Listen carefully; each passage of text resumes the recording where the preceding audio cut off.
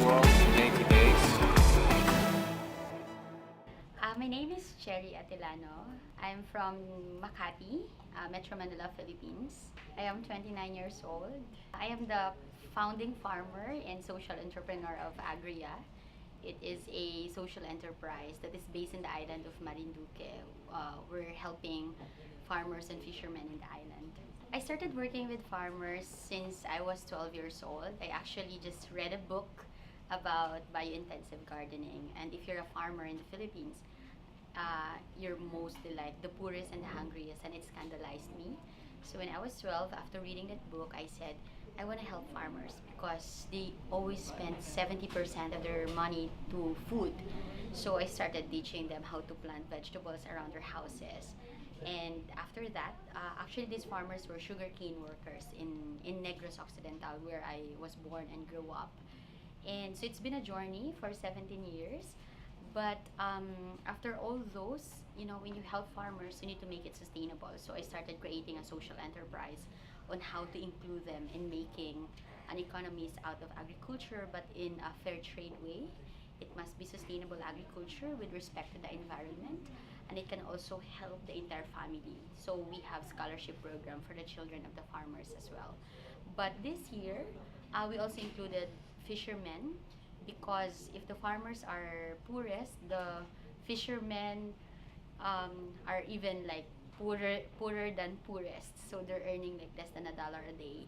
And if there's typhoon and the Philippines has 21 typhoons every year, they have nothing to do. So we have livelihood program for both farmers and fishermen, but in the island of Marinduque. The one who really influenced me was my dad.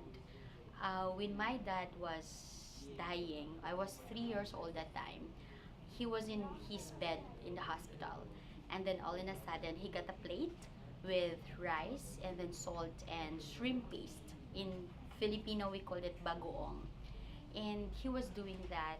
He was telling us the metaphor of the life of the farmers, and then he said, the life of the farmers is like period and comma. It's a semicolon, but life must continues. And then I couldn't comprehend that. What's period and comma?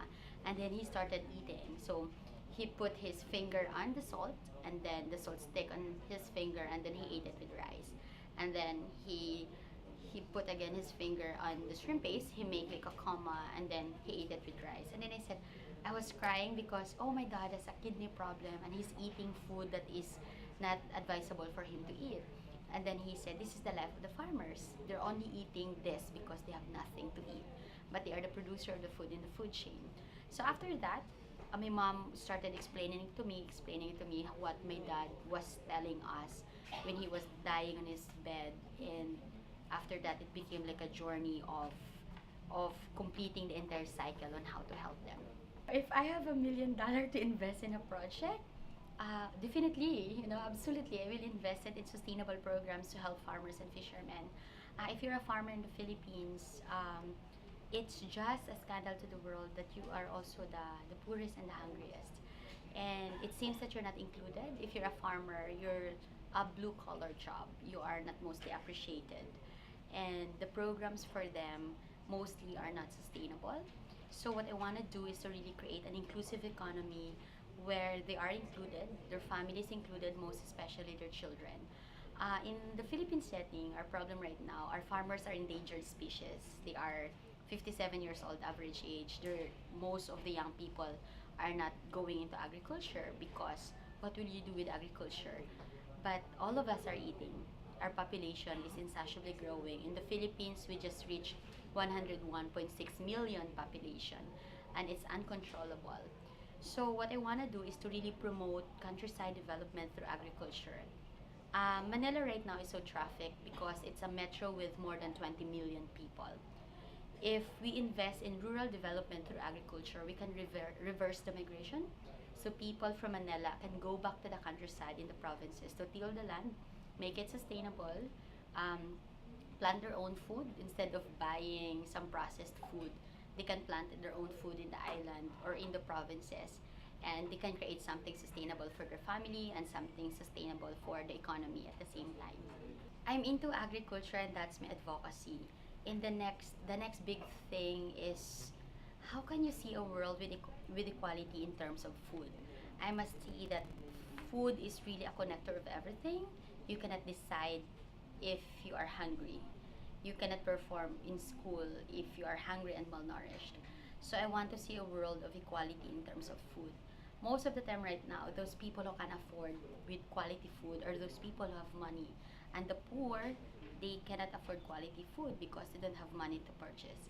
So I want to see that in my personal advocacy and the company's Agria advocacy to promote organic, that organic food must not be expensive. It must be affordable, especially to people who deserve it, not only for the rich who can afford to buy it, but to people who really need food. And aside from that, a sustainable agriculture. A lot of people right now, because our population is insatiably growing, most of the people are doing unsustainable ways of agriculture. They may do pesticide just to produce food, but then it's actually degrading our environment, and we're actually paying for it. So now the challenge is how can you produce more with less resources? And for me, the next big thing that we're working, not just in the Philippines, but all over the world, is to really focus on that. How can we sustain the need of the population by sustaining it in a very sustainable way, in a very productive way, but with due respect to our environment and our nature. What I love here is really people. We are a set of people who are very hopeful, who are very loving, very welcoming, very hospitable, and the most important one is the resiliency of being Filipino. Even if you have typhoons, you can see us smiling after a typhoon because we know that there's hope coming. And love is just anywhere and everywhere in the Philippines.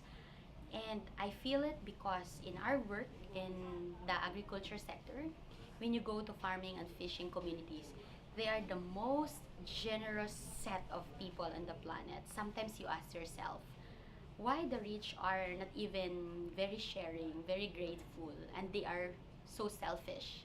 Why these people who need so much help are the more generous? They want to give you everything that they have.